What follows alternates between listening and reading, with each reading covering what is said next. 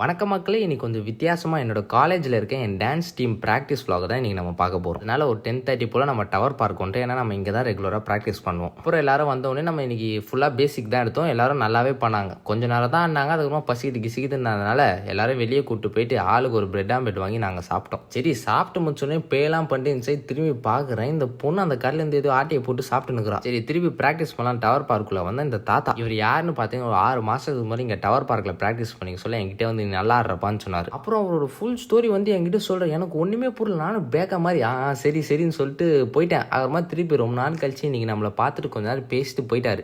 அவர் கூட மட்டுமே நான் 3 மணி நேரம் கிட்ட அங்கே நின்று பேசியிருக்கேன். அப்புறமா என்ன பண்ணுறது, ரொம்ப லேட்டானால திருப்பி வீட்டுக்கு கிளம்பியாச்சு. எல்லாம் வீட்டுக்கு போக சொல்ல இந்த டவர் பார்க் பார்த்தேன். இத்தனை நாளாக வரேன், நான் ஒரு வாட்டி கூட இந்த டவரில் நான் ஏறினதில்லை. கண்டிப்பாக ஒரு நாள் ஏறி நான் அந்த வீடியோவை நான் கண்டிப்பாக போகிறேன். சரி, அப்புறமா மெட்ரோ பிடிச்சி ஸ்ட்ரெயிட்டாக வீட்டுக்கு வந்து நான் தூங்கிட்டேன். ஏஞ்சி பார்த்தா மணி 10:30.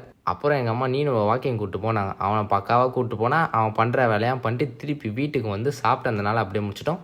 டாடா பாய்.